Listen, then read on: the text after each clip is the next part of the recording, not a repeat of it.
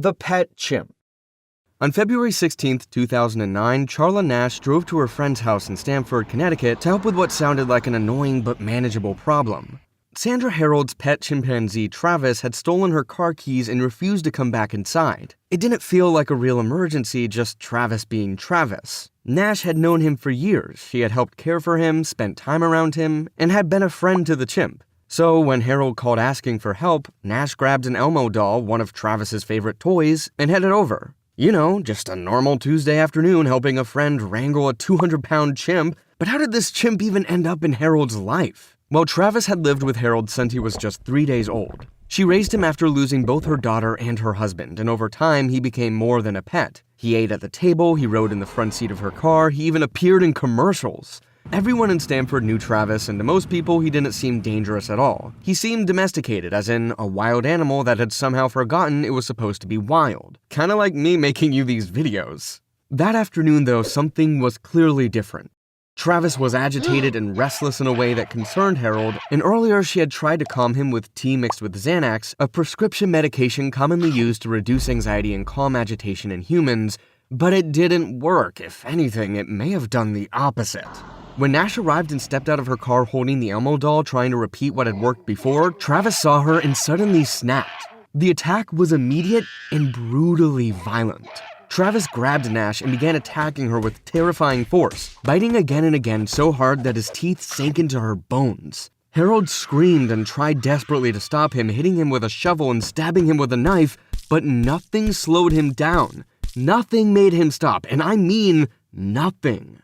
Harold called 911 while the attack was still unfolding, pleading for help and telling the dispatcher that her friend was being killed. When police officer Frank Chiappari arrived, Travis charged the patrol car, ripped the door clean off its hinges like something straight out of Jurassic Park, and forced the officer into a split-second decision no one ever wants to make. Chiappari fired multiple shots, badly wounding the chimpanzee, who retreated back into the house and sadly later died. And that's when they found Nash, or what was left of her. And it was devastating, to put it mildly. Nash had suffered catastrophic facial injuries and had lost both hands, along with damage so severe that medical personnel later described it as some of the worst they had ever encountered. The kind of 911 call that doesn't end when your ER shift does. She was rushed into extensive emergency surgery for more than 7 hours, and against the odds, she survived at a cost. She was left permanently blind and lost both hands, along with parts of her face.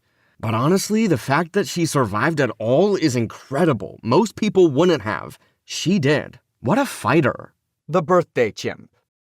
On March 3, 2005, St. James and LaDonna Davis made a 2.5-hour drive to Animal Haven Ranch near Bakersfield, California. They were there to celebrate the 39th birthday of Mo, a chimpanzee they had raised for decades and still considered family, even though he no longer lived with them. Mo had been taken from their home years earlier after a biting incident, but after a long legal fight, the Davises were allowed to visit him regularly at the sanctuary. Wholesome. They came often, bringing food and small treats and anything that made the place feel less like a facility and more like a home. That day, they went all out. Toys, candy hearts, and chocolate milk, even a raspberry-filled sheet cake. Basically, if you didn't know better, you'd think they were throwing a normal birthday party, just one that happened to be next to a primate enclosure, and for a chimp.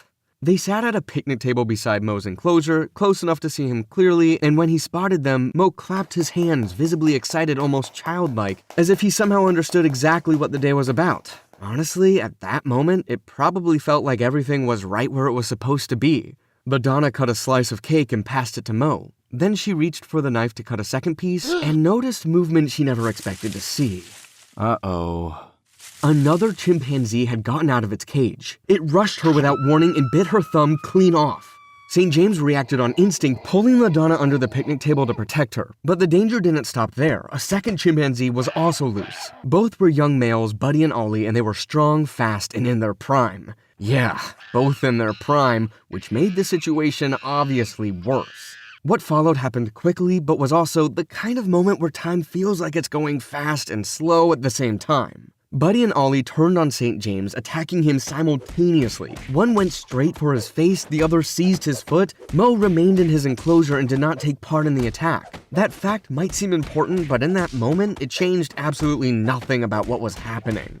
St. James never stood a chance. The attack was prolonged and devastating. Buddy and Ollie destroyed most of his fingers, his left foot, much of his lower body, both testicles, and large portions of his face, including his nose and lips. A paramedic who arrived at the scene later said it looked like a grizzly bear attack, and that really wasn't an exaggeration.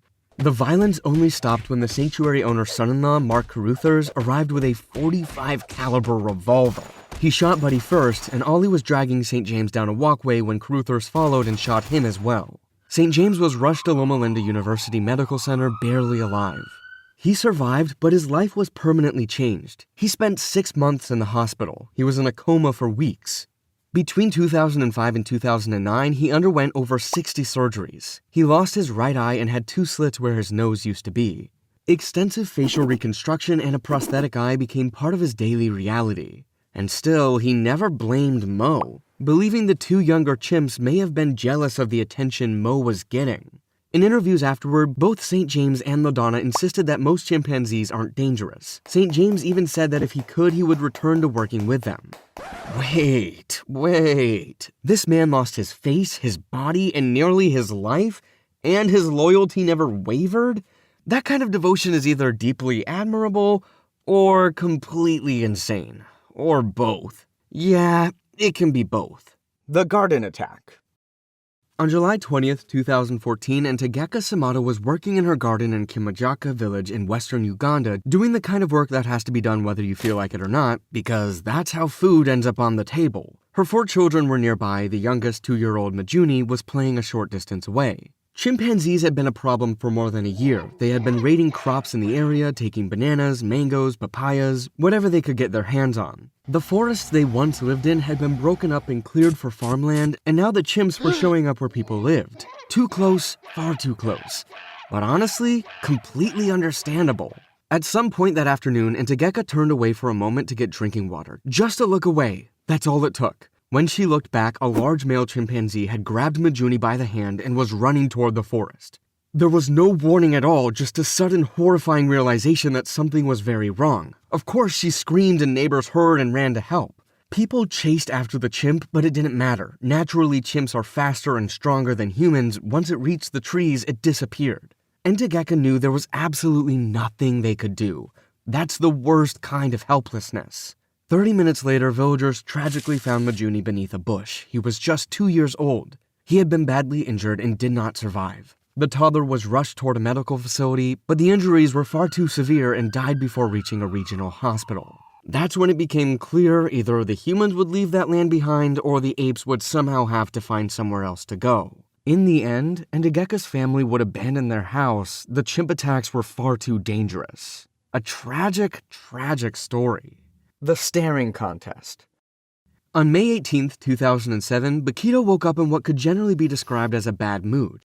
He was an 11-year-old western lowland gorilla living at Diergaarde Blijdorp Zoo in Rotterdam. This specimen was massive and powerful enough to bend steel and possessed the patience of a creature that had been watched, stared at, and misunderstood for far too long. That Friday happened to be a national holiday, which meant the zoo was packed with families, excited children, noise, movement, and just enough chaos to make an already tense animal a little more annoyed than usual. Kids clustered around Bakito's enclosure, with some of them throwing small rocks. Apparently, children often mistake glass and distance for invincibility, and gorillas inconveniently do not share that assumption. Still, the rocks weren't what held Bakito's attention that day. He had noticed something else, or rather, someone. Her name was Petronella Yvonne de Hoorde, and she was a familiar face at the zoo. She showed up several times a week with a level of devotion that went far beyond casual interest. She adored Bakito, and in her mind, the feeling was mutual. According to her, Bakito always smiled back, which sounds sweet until you remember that gorillas do not smile the way humans do. And in gorilla behavior, prolonged eye contact isn't friendly, affectionate, or cute. It's the other thing. Zoo employees knew this and had warned her repeatedly to stop staring directly at him, but she quietly ignored the advice because, in her mind, what could possibly go wrong when love was involved? And an enclosure. Well, around 1:30 p.m., kids throwing rocks finally pushed Bakito over the edge. The 400-pound gorilla jumped over a 3.5-meter water-filled ditch. He then crossed a 7,000-volt electric fence without slowing down. After that, he landed in the public area and charged straight for the woman. She had been staring at him, and now she had his full attention. Bakito grabbed her, dragged her 45 meters across the ground, and began biting her. Over and over, parents grabbed their children and ran, people screamed. Bakito continued to drag the woman like a rag doll, biting down on her arms, legs, and torso, leaving her with more than 100 bite wounds, multiple fractures, shattered bones in her hand, and broken limbs that would take years to repair. And still, the attack wasn't over. Bakito left Petronella behind and crossed a cafe terrace and smashed through the glass doors of a nearby restaurant, sending patrons scrambling to barricade themselves inside before fleeing out the back when that plan obviously failed. Zoo staff rushed to respond, trying to corner the giant gorilla as panic rippled outward. After nearly an hour of chaos, they finally managed to tranquilize him and Bakito went down.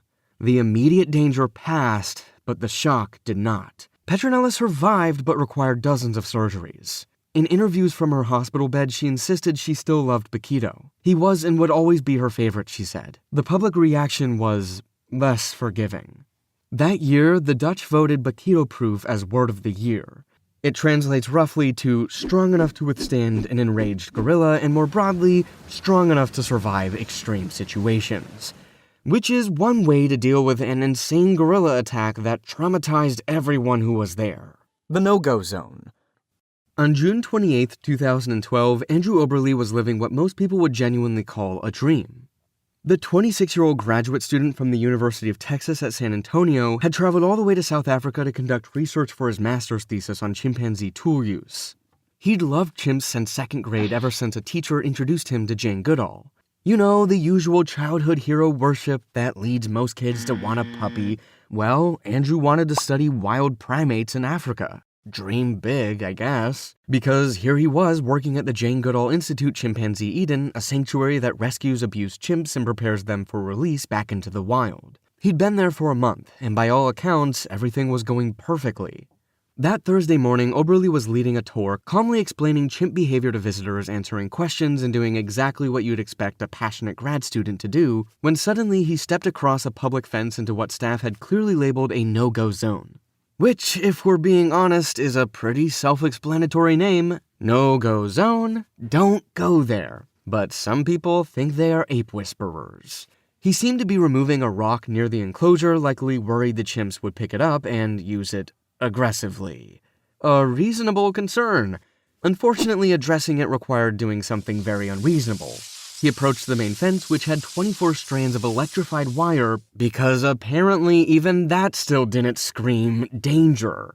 That's when two adult male chimpanzees, Nikki and Amadeus, both rescued from horrific abuse and both very serious about their territory, simply approached Oberle and grabbed him.